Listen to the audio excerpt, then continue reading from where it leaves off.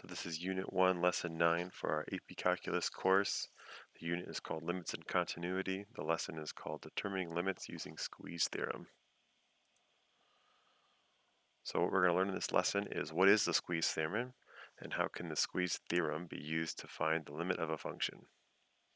And I'll be honest, this is one of those kind of extreme ones where we're probably not going to use it very much in this course, but it's good to know that it exists. So the squeeze theorem is used for some function g of x that's kind of hard to find the limit of. We can look at it graphically and see easily on the graph, like, hey, where is the limit as g of x approaches some a value. However, just looking at the function itself and using notation to find the limit, g of x is very tricky to find. For whatever function this is, we're just making up something for now.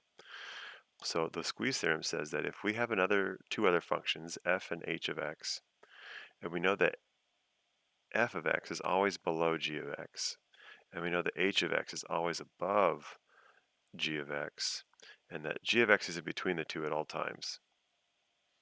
And so if we know that the limit of f of x as x approaches a is some L limit value, and the limit as x approaches that same a value for h of x is also L, the same limit value. So in other words, as long as the limit of as x approaches a for f of x and h of x, if those limits are equal to each other, and g of x is in between those two, then we know for sure that the limit of our tricky function g of x is also L. And so graphically it looks like, if the limit as f approaches a is this L value, and the limit as h approaches a is also L, and we know that our g of x function is in between those two. Well, if those two limits are both L, then g of x being in between those two must also be L as well. And so we call it the squeeze theorem. It's also called the sandwich theorem. So you're kind of sandwiching g of x with a couple slices of bread here. So that's the theory of the squeeze theorem. Let's look at one example here. So consider the limit as x approaches 0 of x squared times sine of 1 over x. And we're going to show that the limit is equal to 0. If we try doing direct substitution, we get 0 times the sine of, we get 1 over 0 as our input for sine, which doesn't make sense. We can't divide by 0. So this would be indeterminate if we just did direct substitution. So this is a little tricky to find without looking at the graph. So if we consider just the graph for a second, here's what this graph looks like. X squared times sine of 1 over x. And it's kind of fun. As we zoom in, as x approaches 0, it's very clear from the graph that the limit is also approaching 0 as well. Our waves, as we get closer and closer to 0 on the left and the right, are both kind of flattening out to 0.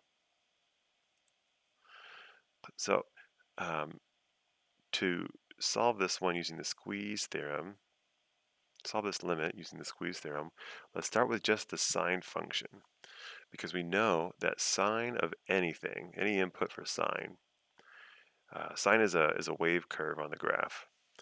And so it just goes up and down between the limits of -1 to +1.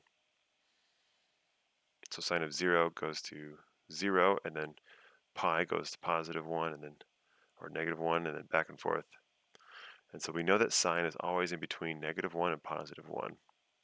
Those are y values. So if we multiply each of these three expressions by x squared, think about the implications of that for a second. If we're multiplying by x squared, whatever goes in for x gets squared.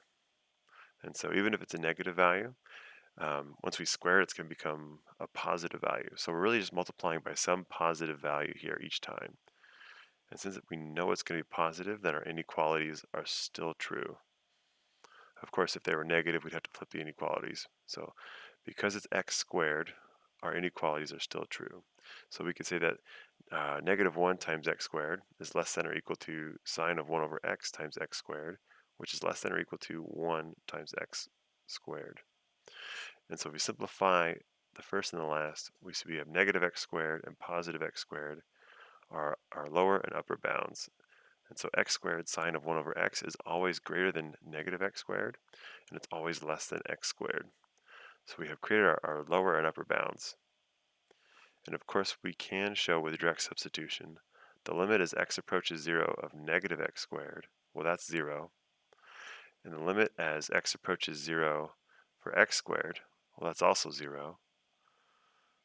Therefore, because of the squeeze theorem, since the lower and upper bound functions at 0 have a limit of 0, the limit for x squared sine of 1 over x has to be in between 0 and 0. Well, that means it can only be 0. And so therefore, the squeeze theorem tells us, or because of the squeeze theorem, the limit as x approaches 0 of x squared sine of 1 over x equals 0.